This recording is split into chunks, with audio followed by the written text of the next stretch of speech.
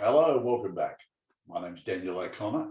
I run the IP commercialisation course called Incubate IP, also the 6 steps of commercialisation, and of course, Inventors Masterclass.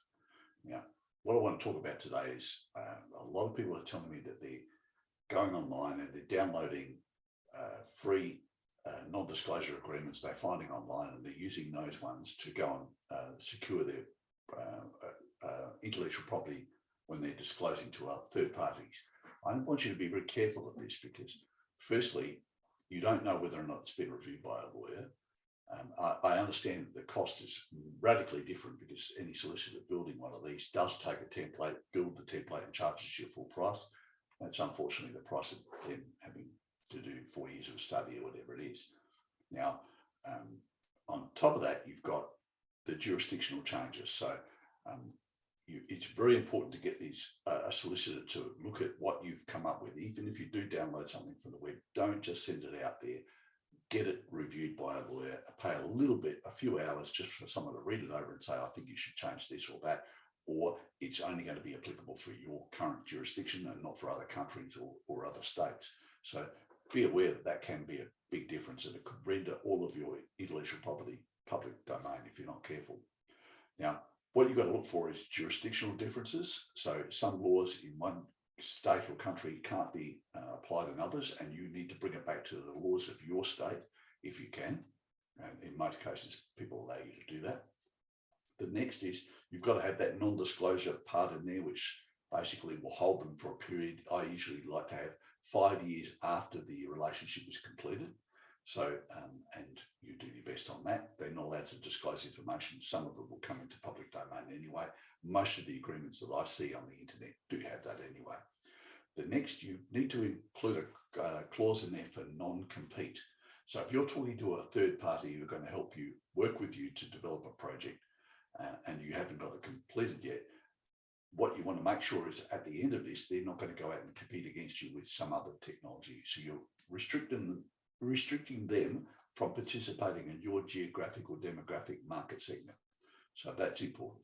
The next is a waiver of rights. What you have to say is in that agreement, you have to be explicit about it.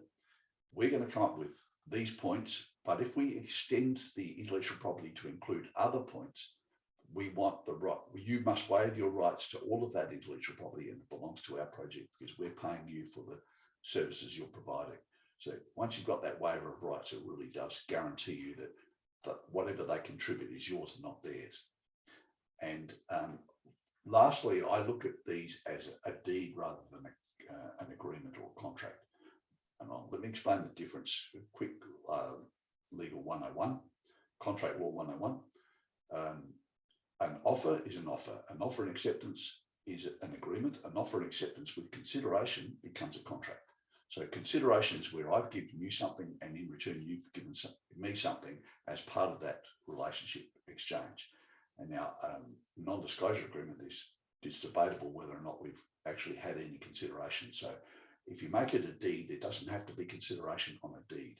So it's the same, it's enforceable, but there's no recognition of any sort of reciprocation or any consideration requirement. So that makes it a lot easier to enforce. So I like to call mine deeds of confidentiality rather than a non-disclosure agreement.